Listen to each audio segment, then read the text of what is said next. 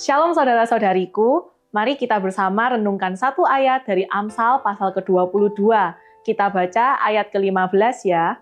Kebodohan melekat pada hati orang muda, tetapi tongkat didikan akan mengusir itu daripadanya. Kebodohan adalah kecenderungan alami manusia untuk bertindak tanpa pertimbangan, menolak nasihat, memilih jalan yang mudah atau menyenangkan sesaat, meskipun tahu bahwa jalan itu salah dan konsekuensi yang buruk siap menanti di depan.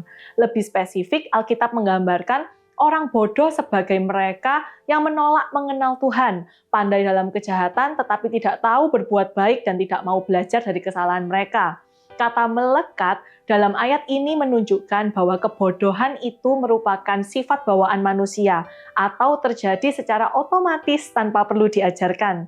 Kalau kita baca ayat ini dalam versi NIV dikatakan, "Folly is bound up in the heart of a child." Jadi kebodohan itu telah ada dalam diri manusia sejak masih anak-anak.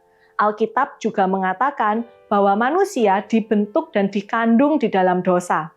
Jadi, anak-anak telah memiliki kecenderungan di dalam batin mereka terhadap dosa, yang kemudian menghasilkan kebodohan, yang membuat mereka jatuh dan jatuh lagi dalam dosa. Oleh sebab itu, para orang tua perlu menggunakan tongkat didikan untuk dapat mengkoreksi dan membentuk karakter mereka sejak dini, agar mereka memiliki hati yang takut akan Tuhan dan dilatih menjalani hidup sesuai kehendak Tuhan.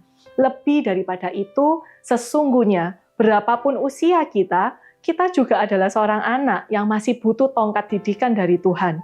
Tongkat didikan yang kita butuhkan itu datang dari firman Tuhan dan teguran Roh Kudus. Jika Tuhan masih berbicara dalam hidup kita, menegur kita, artinya kita semua adalah orang-orang yang dikasihi Allah.